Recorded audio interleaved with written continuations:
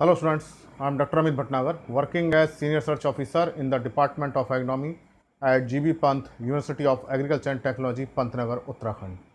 Topic is economic consideration in organic farming. So, when we talk about or discuss about the issues in organic farming, economic feasibility is also considered. Whether organic farming is profitable or not, it will give the profit or is there any loss. But if we use the inputs judiciously and take some points in consideration, then definitely it is profitable. So what are the important economic points or economic consideration we should taken or we should consider these points so that we increase the profit of organic farming. So this economic consideration, so when we talk about the economics, so our aim is to increase the profit. This profit, how to increase the net return, and this profit actually depends on two factors. What is the cost of cultivation, what is the money spent on cost of cultivation, and how much we get from the gross return, and the difference is the profit. हमने कितना खेती पे खर्च किया और हमको उससे जो भी यील्ड मिली उसको बेच के कितना पैसा आया, वो दोनों का डिफरेंस ही प्रॉफिट है. So profit is the difference of gross return minus cost of cultivation. So if we want to increase this profit, then try to increase the gross return. So try to increase the gross return and try to decrease the cost of cultivation. If we increase the gross return, then definitely we'll get more money, and reduce the cost of cultivation, we save the money. So profit can be increased. So there will be two considerable points: gross return and cost of cultivation. And this gross return is obtained by the economic produce. What is the yield? What is the produce yield, or what is the quantity, we can say, of economic produce multiplied by the price of the produce, per unit price. So you want to increase this gross return, want to increase, then increase, because it is the product, so increase the quantity, means increase the yield per hectare. If it is 40 quintal, then increase to 45 quintal, then 50 quintal, definitely gross return will increase. Similarly, if we get the more price, definitely gross return will increase. Suppose it is 30 rupee kg or 35 rupee kg and increasing 40 rupee kg, and then gross return will increase. So this is the way that we can increase the profit, by increasing the yield and by getting the higher price. Similarly, the cost of cultivation depends upon the input. If we decrease the input cost, then profit can be increased. Now, how we can increase the gross return and how we reduce the input cost? So important point is the gross return. So we are using the this gross return. So first point is the quantity. So how the quantity can be increased? Means yield can be increased. So quantity, so yield. So this yield can be increased by the efficient crop management practices. Efficient crop management practices are adopted under organic farming, then yield can be increased. Efficient means give the maximum efficiency, means output per unit of input, how much we get by applying the input. So efficient crop management practices are important, starting with the tillage, sowing time, appropriate sowing time, appropriate variety, appropriate fertilization, means use of organics, proper weed control, insect control, disease control, means protective measures and productive measures, then proper cropping system. The efficient cropping system is necessary. So adopt the cropping system which is efficient in the zone with the recommended crop and varieties. Some cropping systems are not profitable and we take the crop, but there is a variability in the yield. So that's why there is a loss. So efficient cropping system, which crop perform well under rainfed situation or dryland situation or irrigated situation. So there are different type of agroclimatic condition. Accordingly, then we should select the crop. Then intercropping is important one, particularly in rainfed area. So this intercropping give the bonus yield, particularly cereal plus legumes And here there is advantage to both. Cereal get the nitrogen, and the legumes prevent the crop from the insects. For example, in maize plus cowpea intercropping system, the stem borer incidence are reduced. Then legumes suppresses the weeds. So this intercropping, so pest control, number one, soil fertility enrichment, number two, number three, the bonus yield or the bonus, we can say the profit.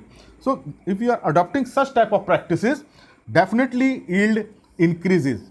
Then irrigation, rainfall, water conservation, reduction in runoff, any type of practice which increase the yield, that should be efficient. Means our practices should be designed in such a way that package of practice with the recommended variety, recommended sowing time, recommended seed rates, recommended spacing, recommended rate of organics, rate of FYM, compost, it depends upon the location, the use of biofertilizer, biological control, preventive methods. If we adopt all these with the standard protocols, then definitely yield increases. So a set of practice is required, not a single practice. Suppose you are using a good variety but sowing time is late, it will not perform. We are not providing the irrigation at critical time, crop will not perform. We are not have preventive methods, then this is the problem. So preventive methods or cultural methods in organic farming are important, because prevention is better than cure. Because in organic farming, the cure is difficult. Once there is a disease or insect and weeds, then it is difficult to control them, because we have limited choice of biological control methods. So preventive methods should be adopted so that these pests do not aggravate in the field. So in this way, by the efficient crop management practice, we can increase the yield. Then second factor in the gross return is the price. How we can get the more price, high price of the produce. So high price we can get by the premium price.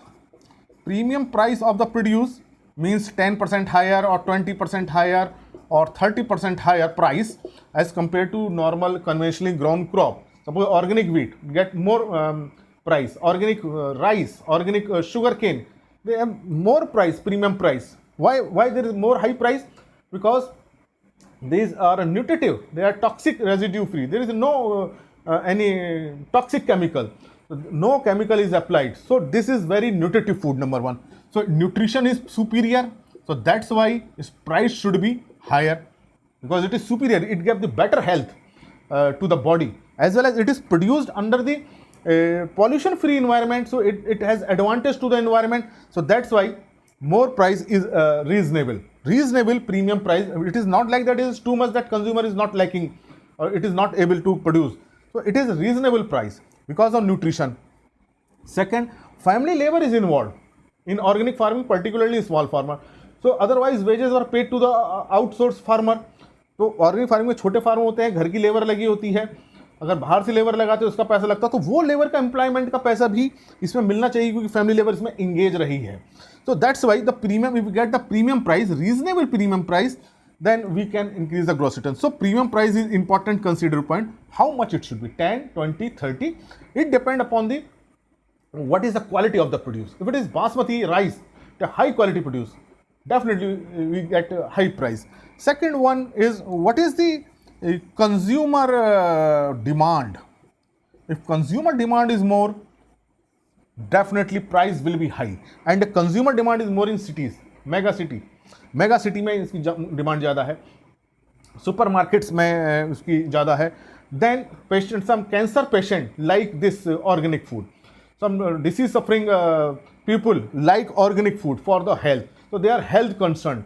So this is the consumer demand. The consumer demand is more high price we can get. So if village or organic farm is nearby a mega city, or we are able to produce our produce in cities, then definitely we can get the high price. So this is the important consumer demand. If there is no demand and produce in market and there is no demand, then no value. It will be sold as a normal conventional product. So that's why we should seek first where are the consumer, then we can get the high price.